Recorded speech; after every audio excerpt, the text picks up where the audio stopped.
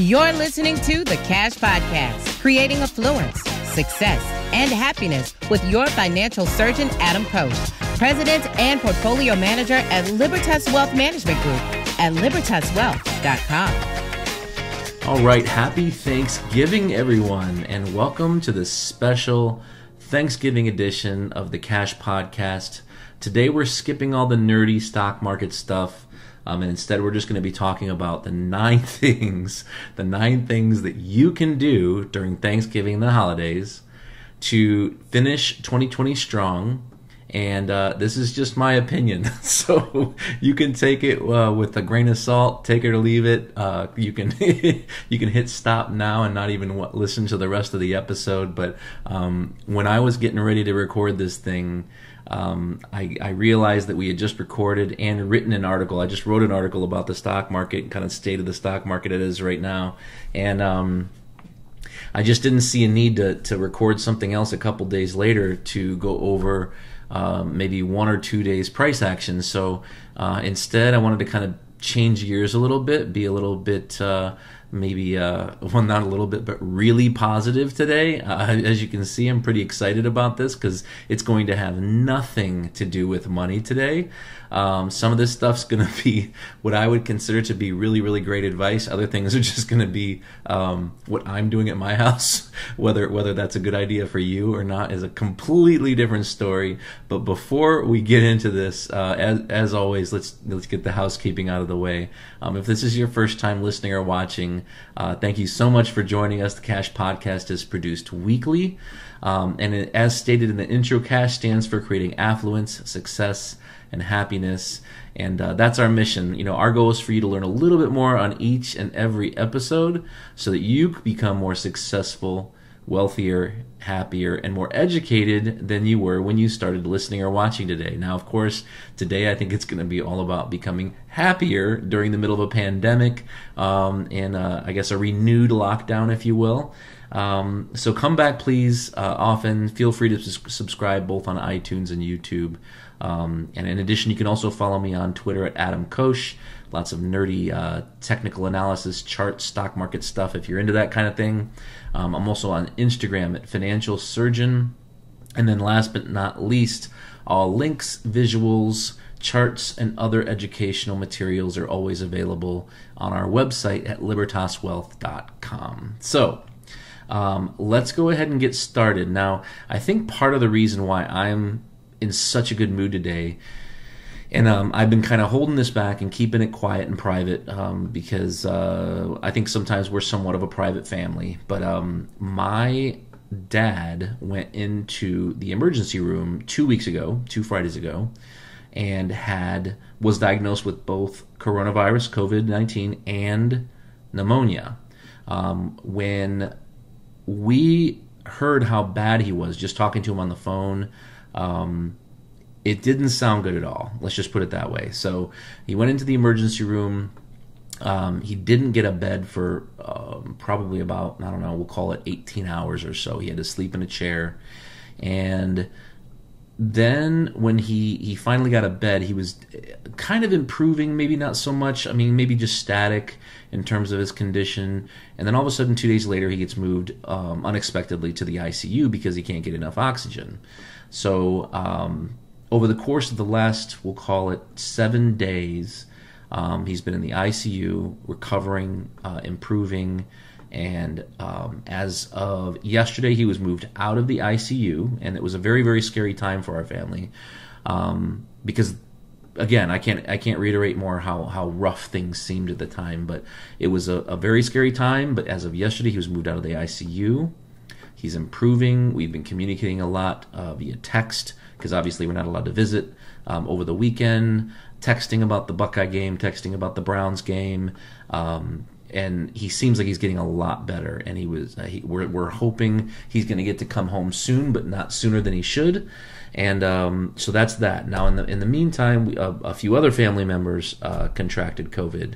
So I'm actually sitting here casual, as you can see here, with my black Ohio State T-shirt on. But my family, a bunch of my family members got COVID. I have been healthy, no symptoms whatsoever. thankfully, and I guess that in the spirit of Thanksgiving, there's a lot to be thankful for those of us who have had this virus, for those of us who've had family members who've had this virus, who have made it, and managed to get through it and end up on the other end healthy. And now we have the holidays ahead of us, so there's just a lot to be thankful for, I think, having nothing to do with our money, having nothing to do with anything else. The most important thing, I think, in all of our lives is our health and our family. So let's talk about some of these things. And some of these things are kind of, I don't want to say tongue-in-cheek, but before I go through it, you guys know I always like to start with a quote if you've been watching this podcast or listening to this podcast for any length of time. And today we're going to start with a quote by William Arthur Wood. And he says, "The pessimist complains about the wind, the optimist expects it to change, and the realist adjusts the sails." And I love that quote because I think it's so applicable right now during this pandemic and during, again, a second lockdown. We're waiting for vaccines. Every conversation is about, or at least includes, something having to do with this virus, and I think we're all sick of it. But the fact of the matter is we've got to keep positive and we've got to keep pushing through. So one more time, William Arthur Wood: "The pessimist complains about the wind, the optimist expects it to change, and the realist adjusts the sails." Easier said than done, but those are the facts. All right, so 9 things, and I'll probably throw in at least one other here, just accidentally. But 9 things that I'm looking at the next slide. For those of you watching, and by the way, if you're listening on iTunes, you don't need any slides today. There's nothing valuable in these slides aside from comic relief. So the first thing that I think you should do to finish 2020 strong and make your life better is buy an air fryer. I know. I don't know if you saw this coming, but we bought this Instant Vortex Pro air fryer oven. It's a 9-in-1 air fryer with rotisserie. It's 10 quarts. It's a front loader. You think I sound like I'm talking about a washing machine or something, but it's not. I'm talking about an air fryer here. And if you guys don't own one of these things, or if you've thought about owning an air fryer, this thing is incredible. Amazon Prime, because that's how we all shop these days, right? $140. I know that might be a little bit pricey, but worth every dime. It's got a reheating button. It's got it makes toast. You don't need a toaster anymore, and it makes the most perfect toast. Now, I don't even eat toast, but my wife and kids love toast, and this stuff, it makes perfect toast. It reheats food, like I said, bakes, it broils. Obviously it's an air fryer. It air fries, and I'm a huge chicken wing connoisseur. There's no food I like better than chicken wings. I could eat chicken wings every day the rest of my life. And I bought this thing. I made chicken wings. This is sad to say, I think. Air fried chicken wings 5 times in 3 days. I'm not lying. But anyway, this thing is incredible. If you don't have an air fryer, I don't know how this can't make your life better. So that's my first idea for finishing 2020 strong and making your life better is buy an air fryer. I don't care which one you buy something. The second one, the second recommendation here would be to get organized. And I don't know about you, but one of the things we've done at our house during the last several months, as we've been stuck at home many times, is we've gone through storage rooms, we've gone through our garage, we've gone through our the kids' toy room, and we've just reorganized things. Purge, keep, donate, things like that. So I'm going to be doing a podcast with Christy Talise of Organize Me for Good sometime here in the next few weeks, and I think I can't do this justice. We've worked with her before. She is amazing. If you're watching, again, this is comic relief here, but if you're watching on YouTube, you can see here, this is literally from Christy's website, a before and after picture of something she helped one of her clients with. And I wish I had pictures of our house and our garage and things that she's helped us with, but I'm naturally not the most organized person in the world, which is why I need rules and systems, and everything in my life is automated I shouldn't say everything's automated, but I've automated as much as I can and systematized things and created lists, because without that, my life would be chaos. So I think while we're stuck at home, or while we're being encouraged to stay home, if you will, one of the things we can do is try to get organized and stay organized. What a better time to do so. It's going to get colder. We're going to be inside anyway, so why not get reorganized? The third thing, and this is a little financial, so I'm cheating here. There was a book written by Irwin Schiff, and this is Peter Schiff's dad, years and years and years ago. And if you can find the book, which I think you can find it for $120, don't buy it. Don't buy the book. That's crazy money. But what I would do is, years ago, I'm a book listener. I read books as well if I can't find them on audiobook, or if it includes a lot of charts or something that requires physically looking at the book. But I love audiobooks. I listen to them in the car. I listen to them on the treadmill. I listen to them on walks. And this book by Peter Schiff, which is Irwin Schiff's son, he just did the most beautiful job of explaining how an economy grows and why it crashes.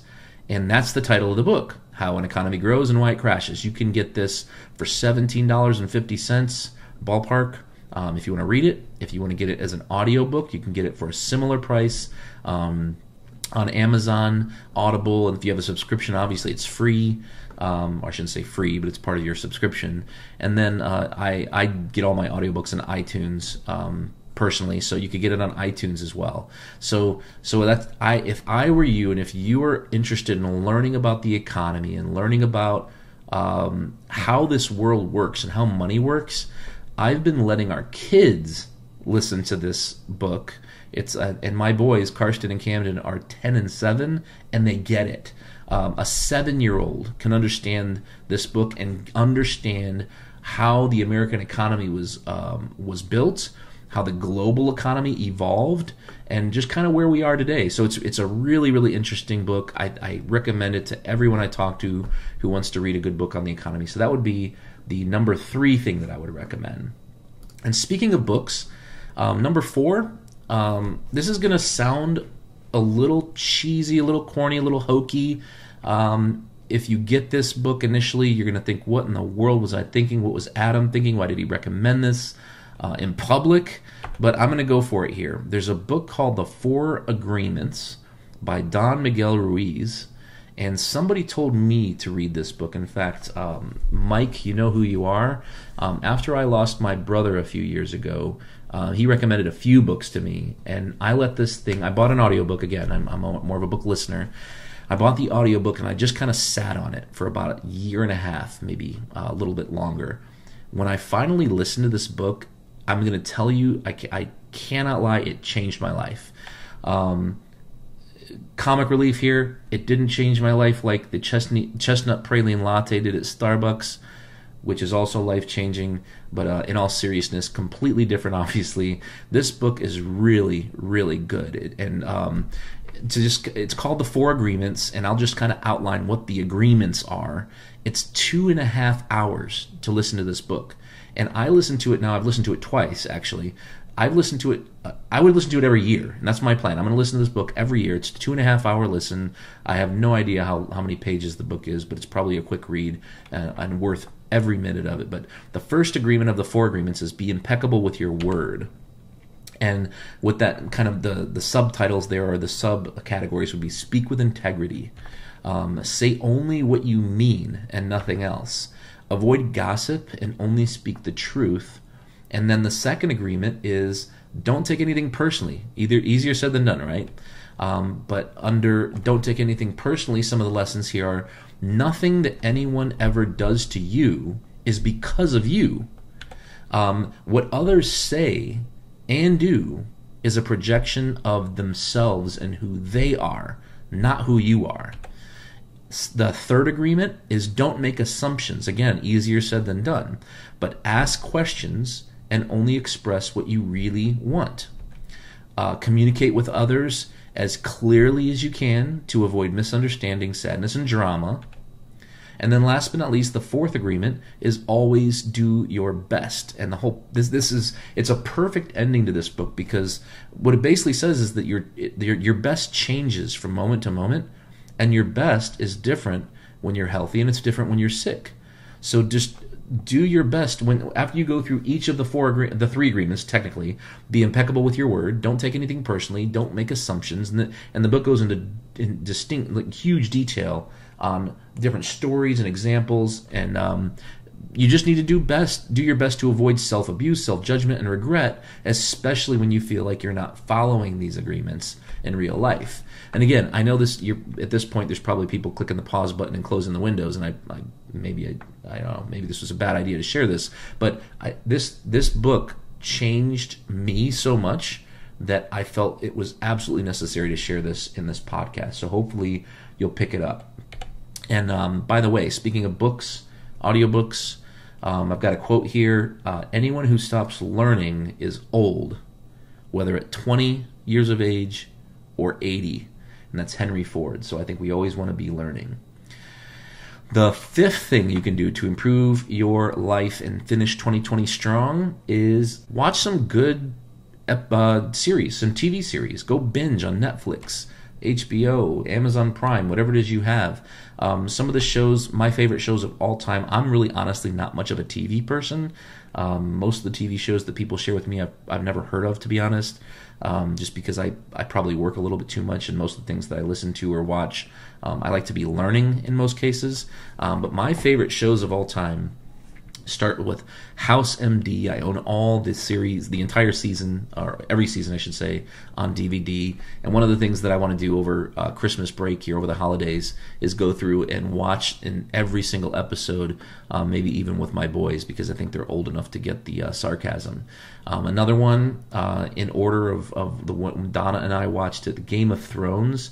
People kept telling me about this show. It's not for the faint of heart, but when we started watching it in November of 2019, we binged through this thing, I think, in 6 weeks. We just destroyed the entire, the complete series. We went through everything, and we were just fascinated with this show, and especially considering it's getting cold outside. For those of you who live in the colder states, it's almost like a perfect show to be watching at night under a blanket when the heat's up, and it's cold outside. So that's really, really cool. Another one is Breaking Bad. That was another one that I kept putting off and putting off and putting off again. Binge-worthy. Donna and I kept going on and on and on through this series and could not quit. I think we watched it in like 8 weeks. We finished it a couple months ago. And then right now we're in the middle, actually at the recommendation of a client, we're right now in the middle of watching Succession, which is on HBO. And by the way, for the first time in my entire life, we get HBO, which I never had before. I think we signed up for it maybe a year ago. But Succession is this really, really elaborate story about a conglomerate media company owned by this patriarch who is struggling with his health. And then all the kids are trying to basically take over the company, and they're trying to determine, are we going to sell the company, or are we going to keep it? Who's going to get the company? And then every one of the kids in the family has their own eclectic, very unique personality. So super, super interesting show. In fact, as soon as I'm done recording this podcast, we're going to, I think, watch season 2, episode 3 or 4 right as soon as I hang up here. So number 5 thing you can do, finish the year strong. Now, this might sound crazy, but we're in a pandemic. Watch some good series and have fun and stay positive and stay interested in life. Number 6, I know this is cliche, but do something to get in shape. Do something to stay active. One of my family members right now who was diagnosed with COVID, who also went into the ICU this past weekend, a weekend ago, I should say. Today we got unfortunate news that he's been intubated. He's on a ventilator, and I don't want to say it's not looking good, because I'm extremely optimistic that he's going to pull through and that he's going to be okay. But one of the things that I think we all need to do in the United States, being not the most healthy country in the world, or healthiest country in the world, grammatically correct here, at 10:30 at night, is we aren't working out much. We aren't getting outside. We spend too much inside. So on one hand, I sit here and I tell you to binge on some TV series, but on the same hand, I'm almost preaching to myself here. I think that we need to do something to stay active and keep our heart healthy and move. I think one of my personal trainers that I've worked with over the years, who's become a very close friend of mine, Tom Sariak, he used to always say, just move, just do something, every day. Doesn't have to be, T25, which I'm about to get my older son into. We'll see how that goes, but I'm going to get back into that because I enjoy the quick, high-intensity workouts as opposed to long, drawn-out workouts. That's just me. But it doesn't have to be T25 or P90X. It can be yoga. I have a friend, JC Peretz, who keeps telling me about how much he loves yoga and how much he's just changed his life, and I think that's awesome. But yoga is just not for me. And getting outside and going for a walk, even if it's cold, bundle up, get your gloves on, get the hat on. You're going to wear a mask anyway. So put a ski mask on and get outside and enjoy the quiet. One of the things I love about the winter, at least in Ohio, is that especially when it snows. Now, I grew up in Cleveland, so it's snowed a whole lot more up there than it does here in Columbus and Central Ohio. But I love the quiet. It's just so quiet when it snows. It's almost like, well, obviously it's not almost like, but literally the snow absorbs the sounds, and it's just so peaceful. And so I love going for walks outside in the wintertime, and things are just generally quieter. So that's let's see, 1, 2, 3, 4, 5, 6. Number 7. This is going to sound crazy because I'm not taking this advice, but number 7, the number 7 thing you can do, speaking of exercise, if you want to go exercise with someone, do it with a pet. If you've always wanted to buy a pet and you just haven't done it, buy a pet, buy that puppy, buy that kitten, whatever it is that you're interested in. Just please understand that unlike Netflix, you can't send them back. So when the quarantine's over, when everything does eventually get back to whatever the new normal is, you cannot send your puppy back. You've got to keep it. So understand the responsibility of owning a pet ahead of time before you get into that. I don't know. I don't want to say speaking of pets here, but number 8 on the list of 9 things to do to finish 2020 strong is to get your financial house in order. So we talked about getting your house in order in terms of getting organized. Getting your financial house in order, one of the things we do for our clients is, as part of their estate planning, we make sure that all of their healthcare directive, their medical history, surgical history, prescription drug list, all of these things get put on an ICE key, or in case of emergency key, which goes on their keychain. This is a new initiative that we started this year during the COVID pandemic, something I've been wanting to do for more than 3 years now. And so first thing we do is through the emergency information, things that first responders would need, go on a USB ICE key that goes on your keychain. For the parents, for the kids and the family, you never know when one of the kids might need medical attention in another state, and then all of a sudden, you can't get your information from your son or your daughter from the doctor because of HIPAA laws. So we've got that going, and then we also have what we call the My Promise Kit. And the My Promise Kit came from when I lost my brother, telling my wife Donna that I'll never make you or allow you to go through what I went through with my brother when it came to estate planning and the final items that need to be taken care of, or call it the transition of things that need to take place when someone passes away. So everything from your will, healthcare directive, powers of attorney, your password organizer, which needs to be updated on a regular basis, your deeds to your home, titles to the cars, the insurance statements, investment statements, everything you could possibly need in your financial house, so to speak, having that all in order, filed away, not only safe and secure in a fireproof box, but also uploaded online to what we call the My Promise Vault, which is an encrypted, secure online location where all this can be kept confidential, not only for you, but for your spouse, should something heaven forbid happen to you, as well as your kids, should something happen to you both, or if you're a widow or widower, your kids can take over and get this information, should again something heaven forbid happen to you. So that's number 8. Number 9, and the last is so vague, but I'm just going to finish it up with a bunch of quotes here. The last one, the number 9 thing that you can do to basically be positive through the end of the year is just that, be positive. And Thomas Jefferson, he said, nothing can stop the person with the right mental attitude from achieving his or her goals, and nothing on earth can help the person with the wrong mental attitude. Another quote, don't know who said it, but it goes, worry doesn't help tomorrow's troubles, it ruins today's happiness. And that is so true. Harold Kushner, a rabbi, said if you concentrate on finding what is good in every situation, you will discover that your life will suddenly be filled with gratitude, a feeling that nurtures the soul.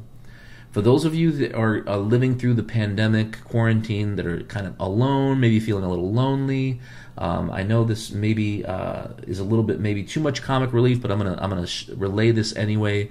George Washington said, "'Tis better to be alone than in bad company." So picture if you're alone and you're lonely, maybe think from a Stoic standpoint, who is the person you would least like to hang out with? And then compare that situation to where you are today. So for what it's worth. Here's another quote. Write the bad things that are done to you in sand, but write the good things that happen to you on a piece of marble. So etch that good stuff in marble and write the bad things down. If you're going to write them at all, write them in sand and let them wash away. This is an Arabic parable, unknown source. Again, think positive, Hill. Jill Murray, an author, she said, the comeback is always greater than the setback. We're all going to get through this pandemic. There is going to be a vaccine eventually. We're not going to be afraid to go outside anymore, afraid to walk around in tight quarters and football games and concerts and grocery stores without masks on. Eventually things will get back to a new normal, but a normal nonetheless. So stay positive. Again, the comeback is always greater than the setback. Oprah Winfrey, she said, be thankful for what you have. You'll end up having more. If you concentrate on what you don't have, you will never, ever have enough. And I think with Thanksgiving around the corner, I think that's a huge quote to keep in mind. And speaking of huge quotes to keep in mind for Thanksgiving, I'm going to finish with this. William Arthur Ward, he's an author, pastor, teacher. He said, feeling gratitude and not expressing it is like wrapping a present and not giving it.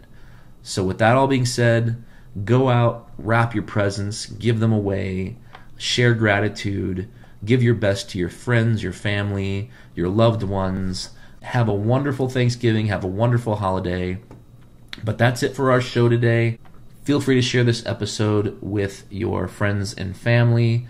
If you'd like to discuss your personal situation further when it comes to the My Promise Kit and getting your financial house in order, then please reach out to us. Go to our website. On our contact page, you can email us, contact us there, or schedule an introduction call on our calendar. As always, there's thousands and thousands of podcasts out there, and you chose to give ours a listen today. So thank you so much for tuning in. Be sure to subscribe on iTunes and YouTube, and remember, you can sign up at libertaswealth.com to get updates for not only this podcast whenever it comes out, but as also other screencasts that we do, videos, articles, and other educational materials delivered directly to your email inbox. Feel free to follow us on Facebook at Libertas Wealth. That's facebook.com/Libertas Wealth. I'm also, again, on Twitter at Adam Koos, as well as Instagram at Financial Surgeon. So thank you so much once again for joining us, and we'll see you next time. Thank you for listening to the Cash Podcast with your financial surgeon, Adam Koos. To see any charts or images that were mentioned in this show, or to check out additional articles, videos, and other educational resources, head over to libertaswealth.com.